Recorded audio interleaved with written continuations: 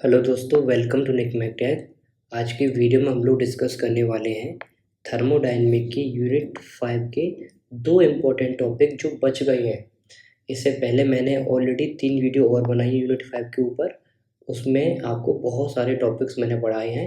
जितने भी टॉपिक्स आपके दे रखे हैं सारे टॉपिक को मैंने कवर किया है 1 बाय 1। ये हमारा पार्ट 4 होने वाला है और इस पार्ट 4 में दो टॉपिक जो रह गए हमारे उनके बारे में हम लोग डिस्कस करेंगे। एक तो रेफ्रिजरेंट, जिससे एक क्वेश्चन आपके एग्जाम में ज़रूर देखने को मिलता है, और एक रह गया हमारे पास कार्नोट साइकिल। तो दोनों के बारे में हम लोग इस वीडियो में डिस्कस करेंगे।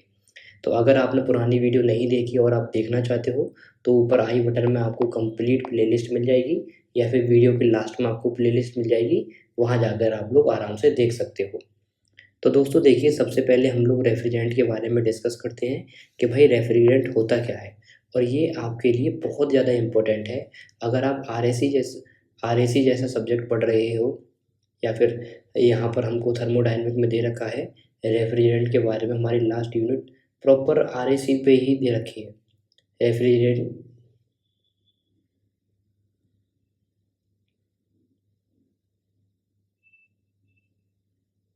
तो रेफ्रिजरेंट आपके लिए बहुत ज़्यादा इम्पोर्टेंट है। क्यों इम्पोर्टेंट है? क्योंकि अगर हम रेफ्रिजरेशन कर रहे हैं, है ना, कोई भी चीज़ है हमारी, उसकी हीट हम लोग क्या कर रहे हैं, निकाल रहे हैं, उस चीज़ को हम लोग ठंडा कर रहे हैं। तो वहाँ पर दोस्तों रेफ्रिजरेंट का इस्तेमाल होता ही होता है।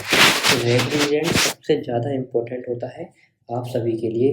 कोई भी रेफ्रिजरेशन सिस्टम है उसमें रेफ्रिजरेंट बहुत इम्पोर्टेंट रोल प्ले करता है, और बहुत सारे रेफ्रिजरेंट हमारे मार्केट में अवेलेबल है, इसका हम लोग इस्तेमाल करते हैं।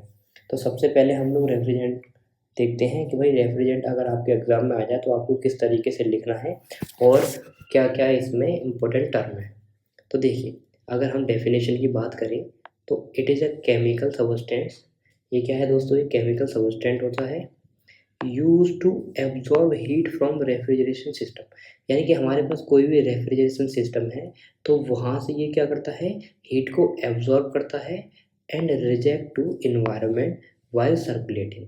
और जब वो सर्कुलेट होता है, रेफ्रिजरेंट एक जगह से दूसरी जगह जा रहा है, सर्कुलेट हो रहा है दोस्तों, तो क्या करेगा, पहले तो हीट को एब्जॉर्ब कर लेगा, और हीट जितनी भी एब्जॉर्ब करेगा, कहाँ से एब्जॉर्ब करेगा, रेफ्रिजरेशन सिस्टम से हीट को एब्जॉर्ब किया, और उस हीट को रिजेक्ट करेगा। कहाँ पर रिजेक्ट करेगा?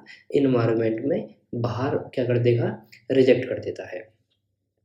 अब इट अफेक्ट द साइज, है ना भाई, इस साइज, इसका जो अफेक्ट पड़ता है कहाँ कहाँ पड़ता है, एक तो साइज पे पड़ता है, कॉस्ट, रिलायबिलिटी एंड सेफ्टी। तो दोस्तों ये बात हुई रेफ्रिजरेंट के बारे में कि भाई रेफ्रिजरेंट बहुत ज़्यादा इम्पोर्टेंट होता है। और अगर आपकी डेफिनेशन आपको लिखनी हो तो आप लोग सिंपल यहाँ पर ये लिख सकते हो। अगर हम रेफ्रिजरेंट पर और डिस्कशन करें कि भाई हमारे पास दो टाइप के रेफ्रिजरेंट होते हैं। एक तो प्राइमरी रेफ्रिजरेंट, सेकंड है सेकेंडरी रेफ्रिजरेंट। अब ये दोनों जो रेफ्रिजरेंट है अलग से आपके एग्जाम में पूछे भी जा सकते हैं। तो देखिए दोस्तों, प्राइमरी रेफ्रिजरेंट क्या होते हैं? ये जो रेफ्रिजरेंट होते हैं ये किस लिए यूज़ करते हैं? देखो, they are use as working fluid in refrigerant system. जो रेफ्रिजरेशन सिस्टम है तो उसमें वर्किंग फ्लूइड की तरह काम करते हैं। जबकि अगर हम सेकेंडरी रेफ्रिजरेंट के बारे में डिस्कस करें तो ये क्या करते हैं, they are use to transporting the energy from one location to another location. यानी कि केवल ये एनर्जी को ट्रांसपोर्ट करने का काम करते हैं एक जगह से दूसरी जगह तक, जबकि ये एज अ वर्किंग फ्लूइड काम करते हैं प्राइमरी रेफ्रिजरेंट। ठीक है, तो आप सभी लोग नाम से भी जान पा रहे हो, प्राइमरी मतलब जो पहले यूज़ होगा, सेकेंडरी जो बाद में यूज़ होता है। तो यहाँ पर अगर हम डिस्कस करें प्राइमरी में, the absorb latent heat of vaporisation. ये भाई लेटेंट हीट ऑफ वेपराइजेशन को एब्जॉर्ब करते हैं। यानी कि जो प्राइमरी रेफ्रिजरेंट का यूज़ हम लोग तभी करेंगे, या फिर प्राइमरी रेफ्रिजरेंट वो होते हैं जो एक फेज चेंज करते हैं। बेसिकली जब कोई भी प्रोसेस होती है, फेज चेंज की प्रोसेस होती है, तब वहाँ पर हम लोग प्राइमरी रेफ्रिजरेंट का जिक्र ज़रूर करेंगे। क्योंकि वहाँ पर क्या होता है दोस्तों, जो लेटेंट हीट होती है ना, उसको ये क्या करेंगे, एब्जॉर्ब करेंगे। तो वही चीज़ यहाँ पर लिखी है, they absorb latent heat of vaporisation, यानी कि दे अंडरगो फेज चेंज, है ना, यहाँ पर फेज चेंज हो रहा है। लेकिन सेकेंडरी रेफ्रिजरेंट की अगर हम डिस्कस करें तो यहाँ पर कोई भी फेस चेंज नहीं होता है ना। तो इसीलिए यहाँ पर कैसी हीट एब्जॉर्ब करते हैं, ये सेंसिबल हीट को एब्जॉर्ब करते हैं। तो दो बात अभी तक आपने सीखी, एक तो प्राइमरी रेफ्रिजरेंट में दोस्तों वर्किंग फ्लूइड की तरह काम करते हैं रेफ्रिजरेशन सिस्टम के अंदर, और प्राइमरी जो रेफ्रिजरेंट होते हैं दोस्तों ये लेटेंट हीट ऑफ वेपराइजेशन को क्या करते हैं, एब्जॉर्ब करते हैं, और इसीलिए यहाँ पर फेस चेंज की प्रोसेस होती है।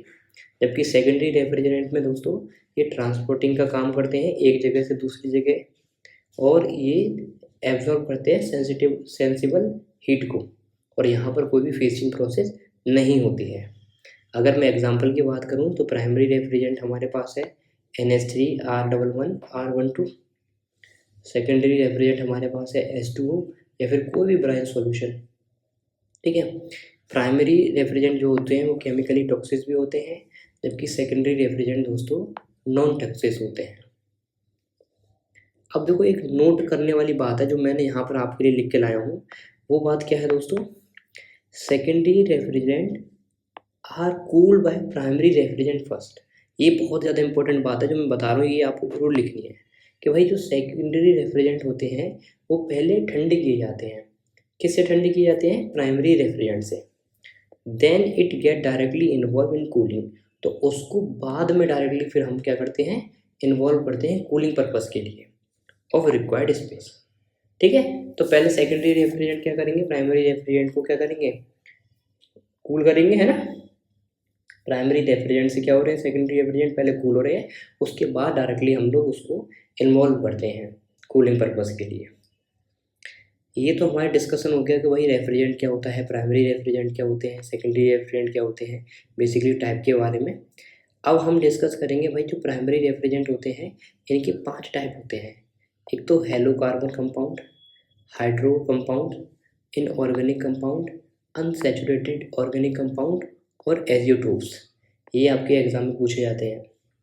तो देखिए अगर मैं हेलो कार्बन कंपाउंड के बारे में डिस्कस करूं तो सबसे पहले आपको ये पता होना चाहिए जो हेलो कार्बन कंपाउंड है ये कंटेन क्लोरोफ्लोरो कंपाउंड।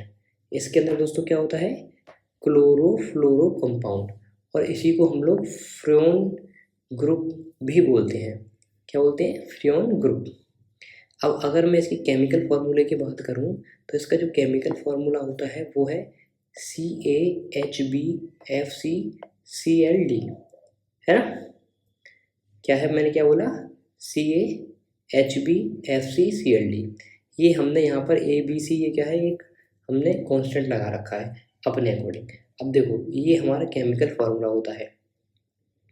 अब यहाँ पर जो A है जो मैंने आपको बताया कांस्टेंट की तरफ बता रहा हूँ मैं, तो इसको हम लोग क्या बोलते हैं, नंबर ऑफ कार्बन एटम, कि भाई हमारे कितने कार्बन एटम है। B stand for number of hydrogen atom, क्योंकि C for carbon, H for hydrogen, F for fluorine, Cl for chlorine, है ना। तो A का मतलब क्या है कि भाई कार्बन एटम, B का मतलब क्या है भाई हाइड्रोजन एटम कितने हैं, C का मतलब क्या है कि भाई फ्लोरीन के एटम कितने हैं, और D का मतलब क्या है क्लोरीन की कितने एटम है। तो आप लोग इसकी जगह ABC की जगह कुछ भी लगा सकते हो। ठीक है, तो अगर मैं इसकी डिजाइनेशन फार्मूले की बात करूँ तो डिजाइनेशन फार्मूला ये होता है R-A-B, B+A और C। अब देखो इसको एग्जांपल से समझिए कि भाई हेलो कार्बन जो है कंपाउंड है, इसको हम लोग सॉल्व कैसे करेंगे, किस तरीके से हम लोग अपना फॉर्मूले को जनरेट करेंगे। मान लो हमें एग्जांपल में दे रखा है डाइक्लोरोफ्लोरोमेथेन, है ना, यानी कि CHCl2F। अब इसको हमें क्या निकालना है, एक फॉर्मूला निकालना है। अब देखो हम अभी मैंने डिस्कस किया कि भाई इसका जो बेसिक फॉर्मूला होता है वो ये होता है CaHbFcCl, है ना। अब यहाँ पर देखिए भाई इस जो एग्जांपल में C का एलिमेंट कितने हैं, भाई C के कितना है 1, तो मैंने C का क्या लिख दिया, 1 लिख दिया। कोई दिक्कत कोई परेशानी नहीं आ रही होगी, C का क्या लिख दिया मैंने, 1 लिख दिया, क्योंकि यहाँ पर कुछ भी प्रेजेंट नहीं है। और B यानी Hb, है ना, तो Hb कितना है 1, इसीलिए 1 लिख दिया। D की अगर मैं बात करूँ, D पे क्या है दोस्तों Cl2, है ना, 2 हो गए। ऐसी F का कितना हो गया, फ्लोरीन का 1 हो गया। तो सिंपल, अभी डिजाइनेशन फार्मूला जो था R-A-B, B+1C, अब इसमें पुट कर दो, एक की वैल्यू पुट करेंगे तो 1+1, है ना, 1+1 और 1, तो यहाँ से हमारा क्या निकल के आ जाएगा R21। अब ये सिंपल सा था, कुछ इस तरीके से हम लोग करते हैं। तो आपके एग्ज़ाम में ये लिखा आ जाएगा भाई कि भाई CHCl2F यानी कि डाइक्लोरोफ्लोरोमीथेन है, इसका हमें फॉर्मूला निकाल कर दिखाइए। ठीक है, तो आप लोग इस तरीके से निकाल सकते हो, R21 निकल कर आता है। अगर हम हाइड्रोकार्बन्स की बात करें तो ये कैसे कंपाउंड होते हैं दोस्तों, नो फ्लोरोक्लोरो।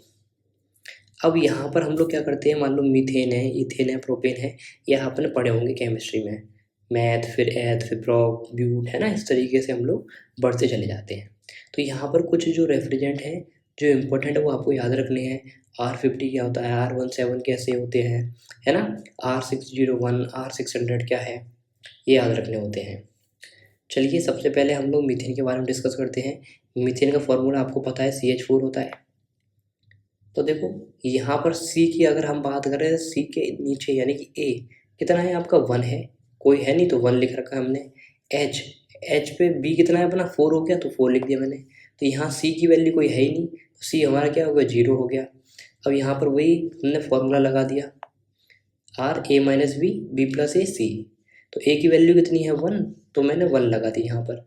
B की वैल्यू कितनी है 4, देखो A की वैल्यू 1 - 1, B की वैल्यू कितनी है 4 यानी कि 4 + 1, C की वैल्यू कितनी है 0 तो यानी कि 0।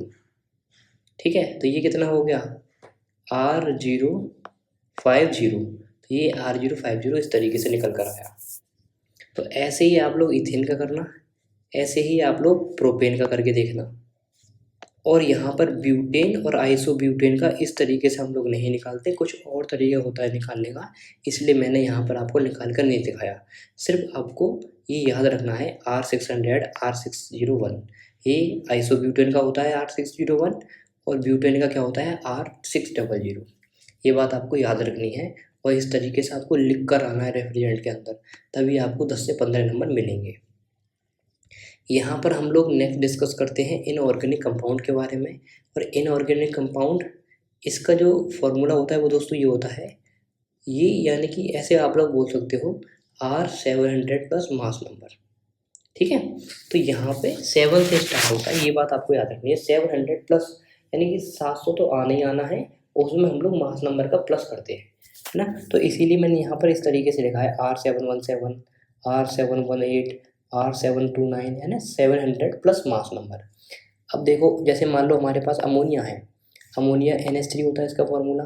ठीक है, अब अमोनिया NH3 होता है तो N तो क्या है 40, H पे कितने लगे हैं 3। ठीक है, तो इसीलिए हमने क्या लिख दिया 17 हो गया।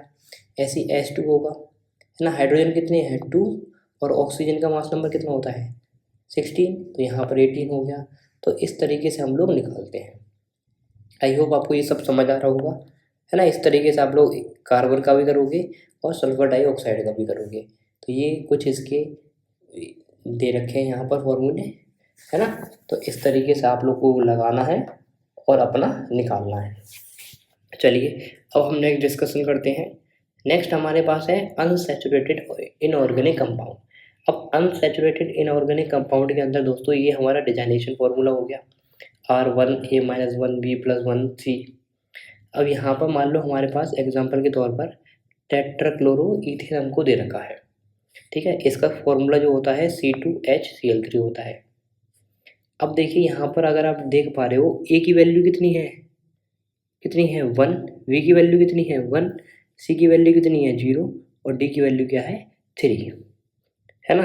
तो वही चीज़ हमने यहाँ पर लिख लिया। अब ये हमारा जो फॉर्मूला है हमने यहाँ लगा दिया सेम। तो R1 A की वैल्यू कितनी है 2, अरे A की वैल्यू ये दोस्तों 2 है ना, क्योंकि यहाँ पर ये 2 है तो A की वैल्यू 2 आ गई। H की वैल्यू यहाँ पर कुछ नहीं है तो 1 आ गया। C की वैल्यू कुछ नहीं है तो 0 हो गई। और L पे कितना है 3, तो यानी कि D की वैल्यू 3 यहाँ पर हमने लगाया और लगाने के बाद हमारे पास R1120 निकल कर आ गया। इसी तरीके से आप लोग इथिलीन के बारे में लगा के देखना, है ना। नेक्स्ट अगर हम डिस्कस करें तो हमारे पास है दोस्तों एजियोट्रोप्स।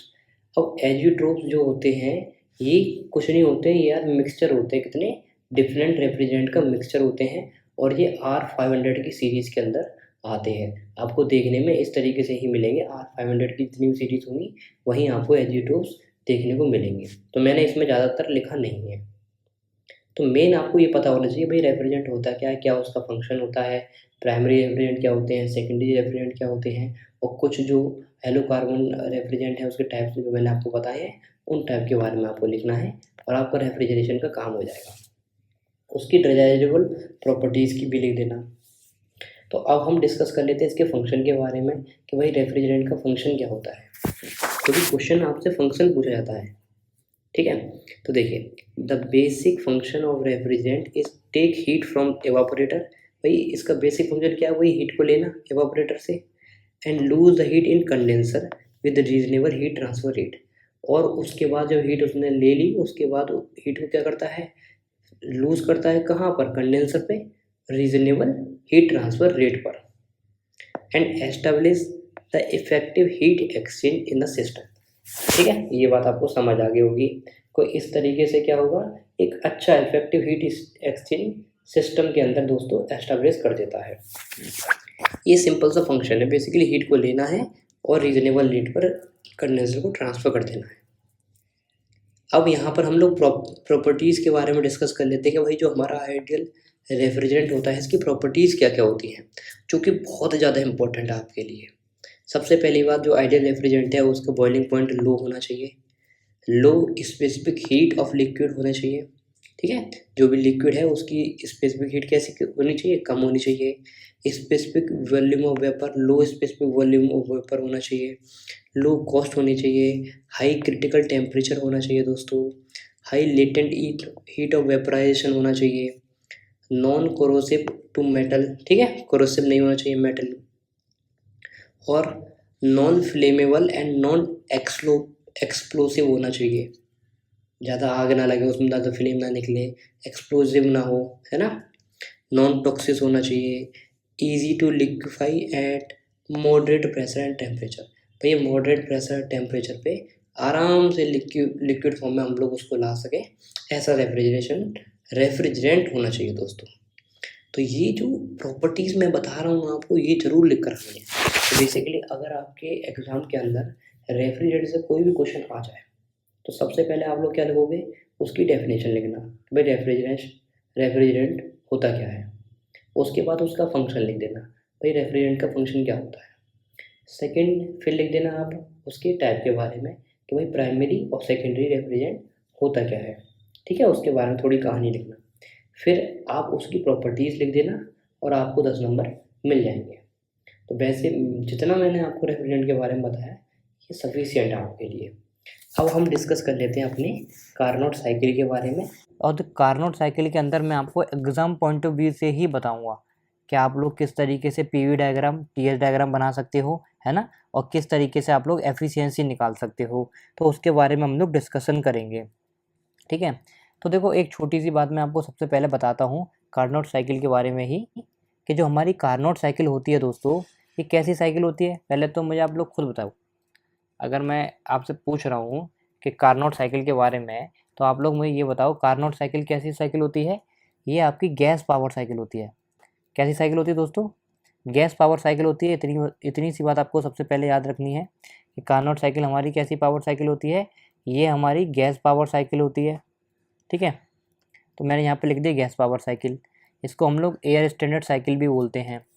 देखो इसमें आपको याद क्या रखना है वो मेरी बात ध्यान से सुनिए। कार्नोट साइकिल के अंदर हमारी टू प्रोसेस कैसी होती हैं, वेरी स्लो प्रोसेस होती हैं। ठीक है, और दो प्रोसेस कैसी होती हैं, वेरी फास्ट प्रोसेस होती हैं। ये आपके लिए याद रखने वाली बात है कि मैंने क्या बताया, कार्नोट साइकिल के अंदर आपकी दो प्रोसेस होंगी वो तो वेरी फास्ट प्रोसेस होंगी, और दो जो प्रोसेस होंगी वो बहुत स्लो प्रोसेस होगी। इतनी सी बात आपको याद रखनी है। और कार्नोट साइकिल किसने दी थी, ये हमारे फ्रेंच के इंजीनियर थे दोस्तों, है ना, फ्रेंच के इंजीनियर थे।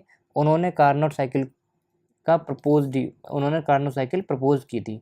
ठीक है, अब देखिए इसमें प्रोसेसेस कौन कौन सी होती हैं, मेन चीज़ प्रोसेसेस क्या आती है। तो देखो कार्नोट साइकिल के अंदर हमारी 4 प्रोसेस होती हैं।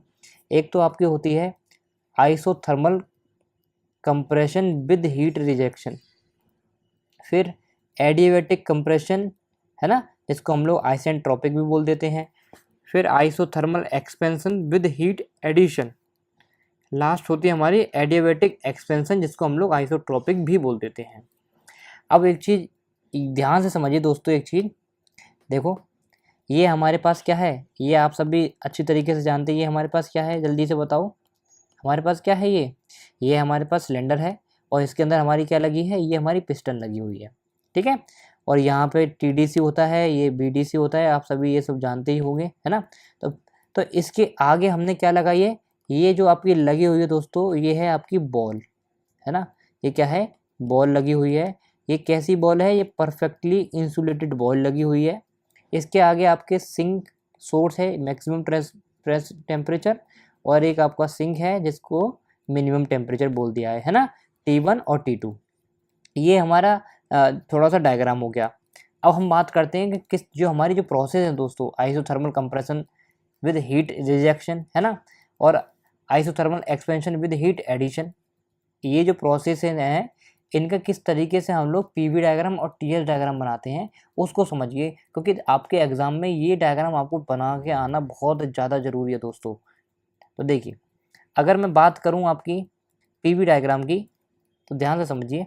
यहाँ पर सबसे पहले मैंने क्या किया, ये अपना एक ग्राफ बना लिया, ठीक है। ये आपके लिए समझने वाली बात है, इसलिए मैं आपको बता रहा हूँ। कार्नोट साइकिल में दो ही बातें आपको याद रखनी है, दो प्रोसेस आपकी वेरी स्लो प्रोसेस होती हैं और दो प्रोसेस इसकी फास्ट प्रोसेस होती हैं, ठीक है।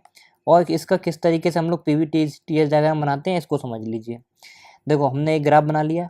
अब ग्राफ में आप लोगों को ध्यान देना है, दो प्रोसेस जो मैंने आपको बताई थी, कौन कौन सी बताई थी, एक तो isothermal compression with heat addition, है ना, और isothermal compression with heat rejection. तो मैंने सबसे पहले क्या बनाया, ये जो मैं ब्लू से आपको दिखा रहा हूँ, ये क्या है, हमारी आइसोथर्मल, है ना, हीट एडिशन वाली है, इसीलिए मैंने क्यू इन लिखा यहाँ पर। फिर इसके बाद क्या आएगी, अपनी एडियाबैटिक प्रोसेस आएगी। एडियाबैटिक कौन सी, कंप्रेशन वाली, है ना। यहाँ पर जो हो रहा है दोस्तों, ऊपर जो मैंने ब्लू से दिखाया, ये आपका एक्सपेंशन है, एडियाबैटिक एक्सपेंशन।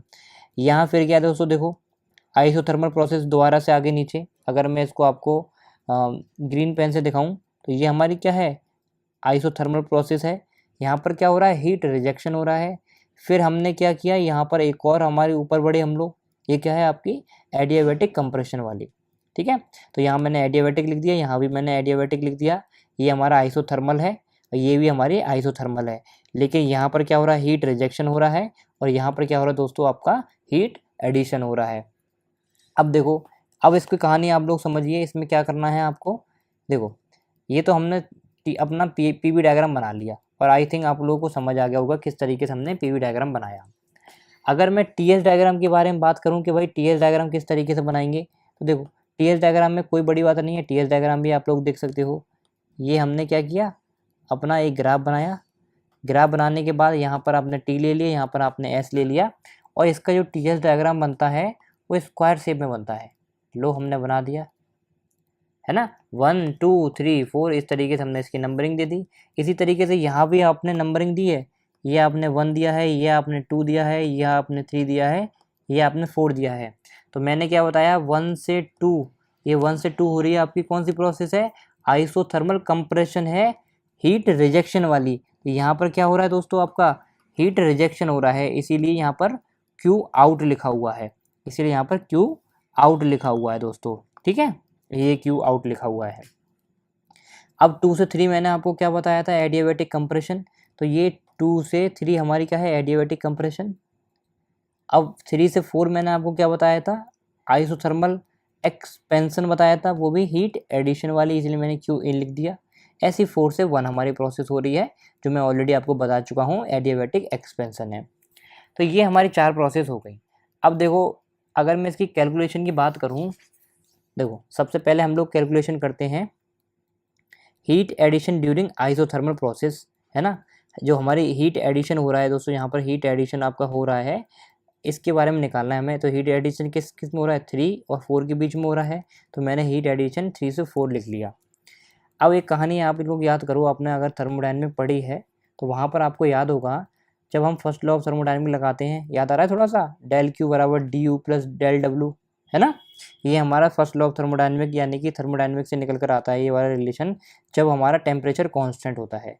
तो यहाँ पर आइसोथर्मल है तो ऑब्वियसली बात है टेम्परेचर कांस्टेंट होगा, तो हम यहाँ पर ये वाला रिलेशन लगाएंगे डेल क्यू बराबर D W plus del W. यहाँ से टेम्परेचर आपका कांस्टेंट हो गया, है ना। फिर अगर आप बात करोगे तो यू बराबर यू जो हमारा इंटरनल एनर्जी है ये फंक्शन होता है किसका, टेम्परेचर का फंक्शन होता है। तो यहाँ से हमारा यू ये भी कांस्टेंट हो जाएगा और जो हमारा डी यू है ये हमारा जीरो हो जाएगा। तो अगर हमारा डी यू जीरो हो गया दोस्तों तो डेल डब्ल्यू जो है वो किसके बराबर हो जाएगा, डेल क्यू के बराबर हो जाएगा, वो मैंने यहाँ पर लिख दिया।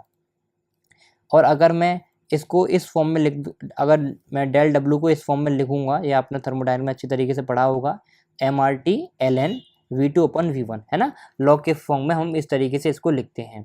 लेकिन यहाँ पर आपको याद रखना है, यहाँ जो हमारी हीट एडिशन जो प्रोसेस हो रही है दोस्तों आइसोथर्मल वाली, ये 3 to 4 में हो रही है। लेकिन यहाँ पर क्या लिखा हुआ है, V2 अपन V1, तो आपको क्या लिखना है, V4 अपन V3 लिखना है, क्योंकि 3 to 4 में हो रही है। तो वही मैंने लिख दिया, Q इन MRT3 ln V3 upon V4 upon V3। ये तो हमने हीट एडिशन निकाल दिया। इसी तरीके से हम लोग हीट रिजेक्शन निकाल लेते हैं सबसे पहले। बहुत सिंपल तरीका आपको बता रहा हूँ मैं।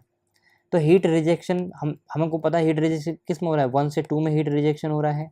तो देखो 1 से 2 में अगर हम लगाएंगे तो सेम लगा दो, Q आउट MRT1 यहाँ पर, है ना, यहाँ 1 to 2 है तो T1 V1 अपॉन V2, है ना। तो इस तरीके से हमने हीट रिजेक्शन लगा दिया।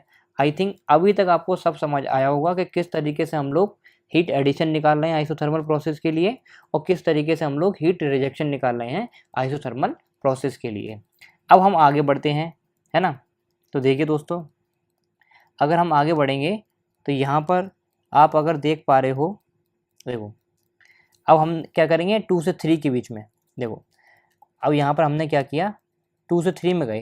देखो अगर मैं 2 से 3, आपको पता है एडियाबैटिक प्रोसेस है, और एडियाबैटिक प्रोसेस के लिए हम लोग क्या लगाते हैं, T2 V2 गामा माइनस 1, है ना, V2 की पावर गामा माइनस 1, यहाँ पर T3 V3 की पावर गामा माइनस 1, है ना। ये रिलेशन हमारा कहाँ से आता है, थर्मोडायनेमिक्स से आता है।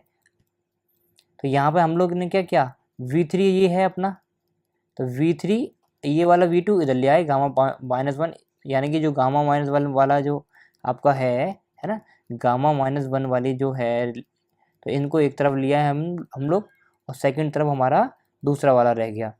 सेम हमने यही किया है। तो ये गामा माइनस 1, ये गामा माइनस 1, यहाँ पर आपका गामा माइनस 1 आ गया, ये V2 है, ये V3 है, तो V3 अपॉन V2 हो गया। यहाँ से T2 और ये T3 इसके नीचे आ गया, सिंपल सी बात। इसी तरीके से दोस्तों हम लोग क्या करेंगे, यहाँ पर 1 और 4 आपको पता है एडियाबैटिक प्रोसेस थी, है ना। तो यहाँ पर भी सेम हम लोग लगा देंगे एडियाबैटिक प्रोसेस के लिए। याद करो थर्मोडायनेमिक में हम लोग कौन सी रिलेशन लगाते थे, T1 V1 की पावर गामा माइनस 1, यहाँ पर T4 V4 की पावर गामा माइनस 1, ये हमने लगा दिया। अब गामा माइनस 1 और गामा माइनस 1 एक साइड हमने लिख लिया V1 अपॉन V4, है ना, V1 upon V4 gamma minus 1 ये हमने लिख दिया। फिर यहाँ पर T4 था और T1 इसके नीचे ले आए हमने, यहाँ लिख दिया T1। ये आपको समझ आ गया होगा। और एक चीज़ अगर ग्राफ से नोटिस करोगे, हमने ग्राफ किस तरीके से बनाया था, हमने ग्राफ दोस्तों इस तरीके से बनाया था। यहाँ पर ये कुछ प्रोसेस थी आपकी, है ना, ये हमने ग्राफ बनाया था इस तरीके से। तो आप लोगों को पता है ये हमारा क्या था, ये हमारा 4 था, ये हमारा 3 था, है ना, ये हमारा 2 था, ये हमारा 1 था। तो ये देखो T3 को हम लोग T3 को हम लोग T4 के बराबर लिख सकते हैं, ऐसे T1 को हम लोग T2 के बराबर लिख सकते हैं, है ना, लिख सकते हैं ना। तो वही मैंने यहाँ पर लिखा है दोस्तों। अब हम लोगों को क्या करना है, ये जो आपका दे रखा है V3 अपॉन V2, है ना, तो इसको बस हमने अरेंज करना है, कुछ इस तरीके से अरेंज करना है कि दोनों की पावर एक चीज़ बड़ी बराबर हो जाए। देखो मैंने कैसे अरेंज किया, ये V3 अपॉन V2 है, ये मैंने ऐसे ही रहने दिया। यहाँ पर आपका T2 था और यहाँ पर आपका T3 था, तो T3 की जगह क्या लिख सकता हूँ, T3 की जगह मैं क्या लिख सकता हूँ, T4, तो मैंने T3 की जगह T4 लिख दिया, ठीक है। यहाँ जो T2 था इसकी जगह मैं क्या लिख सकता हूँ, T1, तो मैंने T1 लिख दिया। कुछ नहीं किया, ये T2 की जगह मैंने क्या लिख दिया, T2 की जगह मैंने T1 लिख दिया, और T3 की जगह मैंने क्या लिख दिया, T3 की जगह मैंने T4 लिख दिया। तो ये T1 अपॉन T4 हो गया। इसी तरीके से यहाँ पर T1 अपॉन T4 था अपना, तो T1 अपॉन T4 तो है ही हमारा यहाँ पर, है ना। यहाँ पर जो T1 अपॉन T4 था दोस्तों, वो T1 अपॉन T4 तो यहाँ पर है ही। लेकिन ये जो एक्सप्रेशन है V4/V1 मैंने उल्टा कर दिया, ठीक है, क्योंकि यहाँ पर T4/T1 था और मेरे को चाहिए यहाँ पर T1/T4, तो मैंने बस उल्टा कर दिया, ये हमारा निकल कर आ जाएगा। तो यहाँ से आप लोग साफ साफ देख पा रहे हो T1/T4 के बराबर V3/V2 है, ऐसे T1/T4 के बराबर V4/V1 है ना। तो ये दोनों आपस में बराबर हो जाएंगे, ये दोनों आपस में बराबर हो जाएंगे। तो V3/V2 बराबर V4/V1, और इसको हम लोग अरेंज कर लेंगे तो V1/V2 और V4/V3 हो जाएगा। कुछ नहीं, ये इस V3 को इसके नीचे ले गया हूँ मैं, है ना, और V1 को इसके ऊपर ले गया हूँ। ये सेम मैंने यहाँ पे लिख लिया। अच्छा, मैंने ये क्यों किया? ये मैंने इसलिए किया, जब अभी आप एफिशिएंसी निकालोगे ना, उसमें आपको ज़रूरत पड़ेगी। तो मैं यहाँ पर एक साथ दिखा नहीं सकता था, इसीलिए मैंने आपको अभी करके दिखा दिया। अब लो इसकी एफिशिएंसी निकाल लो कि भाई किस तरीके से आप लोग एफिशिएंसी निकालोगे। लो एफिशिएंसी निकालो फटाफट से। देखो एफिशिएंसी क्या होती है, WQ इन बराबर Q input minus Q output upon Q input, ये आप सभी जानते हैं। और Q इन हमने स्टार्टिंग में निकाला था, क्या निकाला था याद करो, हमने स्टार्टिंग में जो Q इनपुट निकाला था वो क्या निकाला था, हैं, याद करो फटाफट से याद करो। हमने Q इनपुट निकाला था अपना, क्या निकाला था, MRT3 ln V4/V3, है ना। स्टार्टिंग में हमने Q इनपुट ये निकाला था, तो मैंने वही लिख दिया MRT3 ln V4/V3, ये हमने Q इनपुट लिख दिया। इसी तरीके से Q आउटपुट हमने निकाला था क्या निकाला था, MRT1 ln V1/V2, है ना, ये हमने Q आउटपुट निकाला था, तो V1/V2 हमने ये लिख दिया। यहाँ पर Q इनपुट हमने सेम ये लिख दिया VRT3 ln V4/V3। और अभी आपने ऊपर देखा ही था थोड़ी देर पहले, है ना, क्या देखा था, देखो मैं दोबारा दिखा देता हूँ। इन सबको मैंने क्या कर लिया था, यहाँ पर इन सबको मैंने क्या कर लिया था, देखो दोस्तों, सबको मैंने बराबर कर लिया है ना। ये मैंने अभी बराबर करके दिखा दिया था आपको, तो वही चीज़ मैंने यहाँ पर लिख दी। ये बराबर करने के बाद दोस्तों देखो, यहाँ पर जो आपका MR था, MR से MR तो कट गया, लो सारे MR कॉमन होके कट गए, है ना। V4/V3 ये भी कट गया, V1/V2 V4/V3 ये सब आपस में कट जाएंगे, जो मैंने आपको बता चुका हूँ अभी, है ना। ऊपर ln से ln कट जाएगा, ये सारे ln कट जाएंगे। रह क्या गया आपका, ये आपका एक T3 रह गया, ये आपका T1 रह गया, और यहाँ आपका T3 रह गया, ठीक है। तो एफिशिएंसी क्या निकल गया, T3 - T1/T3। और इसको आप लोग इस तरीके से भी लिख सकते हो, हमारी जो कार्नोट की एफिशिएंसी है 1 - T1/T3, है ना, 1 - T1/T3। और कभी कभी आपको पता है, जो आपने ग्राफ बनाया था, T1 अपना क्या था, मिनिमम था, और T3 आपका क्या था, मैक्सिमम था। तो ये कार्नोट साइकिल की एफिशिएंसी निकल कर आती है 1 - T minimum/T मैक्सिमम। तो दोस्तों ये इस तरीके से आपकी कार्नोट थ्योरम ख़त्म होती है, यानी कि कार्नोट साइकिल हमारी ख़त्म होती है, जिसको हम लोग गैस पावर साइकिल भी बोलते हैं, है ना, या फिर एयर स्टैंडर्ड साइकिल भी बोलते हैं। तो वीडियो कैसी लगी, अगर आपको वीडियो पसंद आई है, हेल्पफुल लगी है, तो अपने दोस्तों के साथ शेयर जरूर करें।